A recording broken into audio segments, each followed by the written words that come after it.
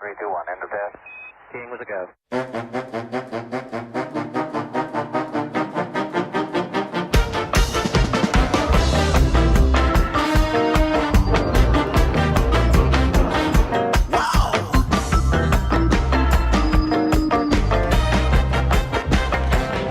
Well, hello there, and welcome to another edition of Warbird Wednesday. My name is Fred Bell. I am the Vice Chairman of the Palm Springs Air Museum, and today we are continuing to work our way down trainer lane after World War I, so we're getting a much more robust aircraft. But today, my consumptuous assistant, I am going to teach you about an airplane, the PT-1, the Trusty.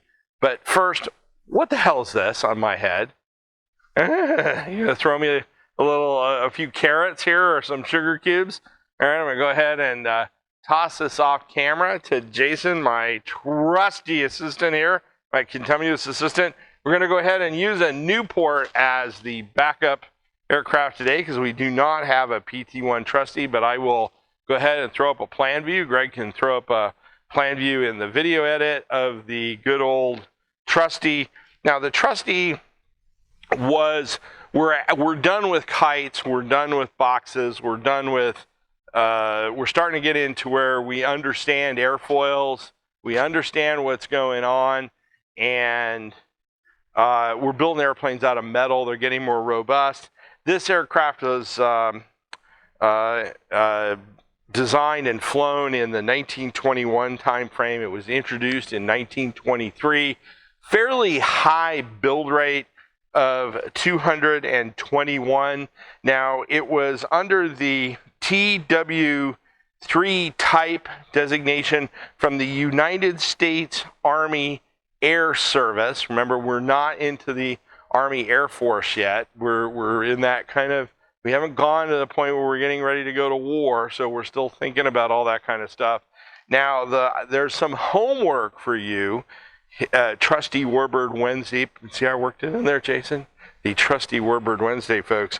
That is, go out, and the key thing to this, and the reason it was so docile, is look up the Clark Y-section thick airfoil. That is very, very important. This aircraft was designed by a guy by the name, this is almost like a Civil War name, Jason, Virginius Clark with the Dayton Wright Company. Now, Dayton Wright Company is also something to think about because although it was designed by them, there's another guy, Reuben H. Fleet. You may know that from the San Diego Science Center. Now, Reuben H. Fleet, he was working with General Motors when they were getting out of their, they're getting ready to get out of their aircraft construction, and he was like, So, good old Reuben H. Fleet decided that he wasn't going to stay there. He left, and Jason, he started a very influential company that this aircraft would eventually come under, and that was which one? The Consolidated Aircraft Company. Now, Consolidated is a big deal. It was a big deal in San Diego, which hence I used to love going to the Reuben H. Fleet. What a great place when I lived down in San Diego. I loved that place in that Omni Theater. But the Consolidated was down there, which makes a lot of sense. Now, the Trusty came out of that. Now, the Trusty was named the Trusty because it was an extremely docile aircraft. It was a trustworthy aircraft. But my salute today is going to be for somebody else, and that is the mechanics, these early mechanics who were airplane whisperers and could really figure out how to keep these airplanes in the air. Remember, there's no fly-by-wire, there's no black boxes, there's nothing. There's just your intuition. And the mechanics, the pilot flew the airplane, but the pilot had to trust the mechanics with their lives at that time, quite literally, because if they made a mistake, there could be all kinds of problems. So mechanics back then were incredibly important, and today I'm going to salute them with Captain Eli's Strawberry Pop. Now, Strawberry Pop, what is that, Jason? That's, I think, more of a east of the Mississippi. We'll go have a pop. We're out here, we say, hey, let's go have a soda. I don't know, maybe it's the other way around, but this looks pretty frightening. Let's see, 160 calories. It does have a sell-by date of 2024. Now, the interesting thing, this one is a twist top. So we'll go ahead and twist this off. And guess what, Jason? There is no fizz. So this thing is deader than a doornail, and you would be deader than a doornail if you didn't trust your Trusty. Yeah, I worked that in there. My contemptuous assistant mechanic. I'm destroying that word. Contemptuous assistant, something like that. I salute you. So there's always that. Oh, that's rancid. There's always that mandatory second sip. So we'll do that. But thank you to all those mechanics out there. That some of them might still be left, although you'd have to be pretty old. You have to be over 100 years old to make these airplanes happen or make these flights happen. We really appreciate it. Now, we're changing up something today in the honor of Consolidated, and that is going to do our merchandise piece here in the middle of the segment.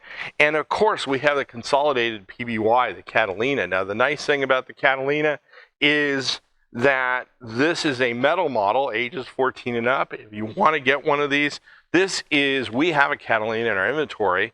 One of the most amazing airplanes ever built. I'll tell you, that thing will fly in a whisper of air. The wing on this thing is absolutely amazing.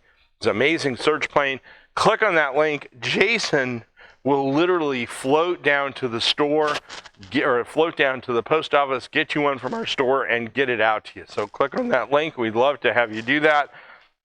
Now, the Trusty, extremely docile airplane was really good, Jason, in spin recovery. It could be a very, very good spin recovery aircraft, which, you know, like Maverick and Goose, you don't want to be Goose. Your goose is cooked, right? You're going to do that. So it was a good airplane. Ruben H. Fleet went on, as I said, to do the Consolidated Aircraft Company. And this airplane was also noted for first. It was the first trainer that the United States Army Air Service purchased after World War I. They were also used a little bit in Ruben H. Fleet would go on to be pivotal in starting airmail, the U.S. airmail, and these aircraft were involved in that. After that, it moved into history. It is gone. There are a couple of them. There's one at the Air Force Museum in Dayton, and there's another one down at the San Diego Aerospace Museum, which I think is a replica, but you can see them down there. But other than that, they have gone into history.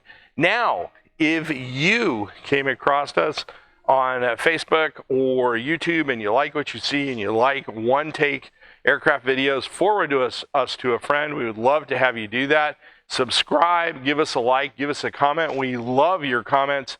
We cannot do this whole thing without your donations. All this stuff behind me, we need you to click on that link. Give us a few bucks. Also, if you're educating those kids at home, we would love to have you click. We have education workbook links that are included in the product description. Go ahead and click on those workbook links, and you can teach the kids at home about the Trusty and how they work and how the aircraft fly. There's all kinds of great stuff in there, and that is all free. But thank you for joining us today. My name is Fred Bell. I am the Vice Chairman of the Palm Springs Air Museum. Thanks so much. Have a great day. 3, 2, 1, end of test. King with a go.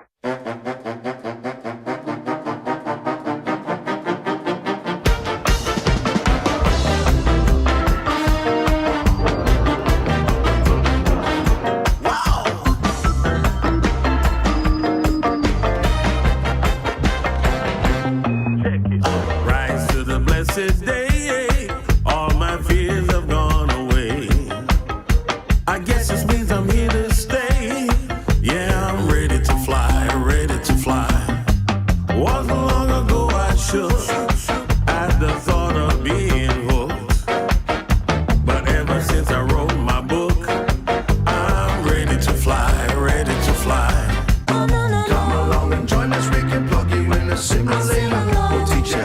got some people